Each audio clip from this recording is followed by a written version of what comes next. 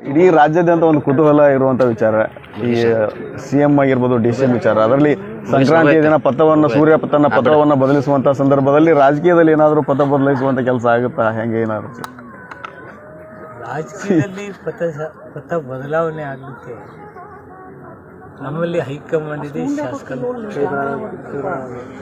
ಅವ್ರೇನು ತೀರ್ಮಾನ ತಗೋತಾರೋ ಅದು ಆಗುತ್ತೆ.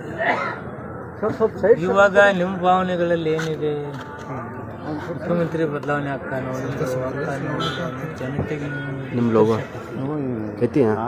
ಅದನ್ನ ನಾವು ಹೈಕಮಾಂಡ್ ಯಾವಾಗ ಹೇಳುತ್ತೆ ಅದನ್ನ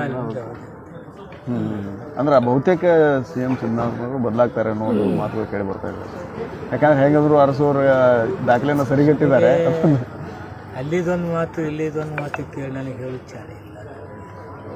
ಅದು ನಮಗೆ ಹೈಕಮಾಂಡಿಂದ ಬಂದರೆ ಮಾತ್ರ ಅದಕ್ಕೆ ತಕ್ಕ ಉತ್ತರ ನಾನು ಹೇಳಿ ಅದು ಅಂಥದ್ದೇನು ಕಾರಣ. ಎಲ್ಲೋ ಒಂದು ಕಡೆ ಸಿದ್ದರಾಮಯ್ಯನವರು ಮುಂದಿನ ಚುನಾವಣೆ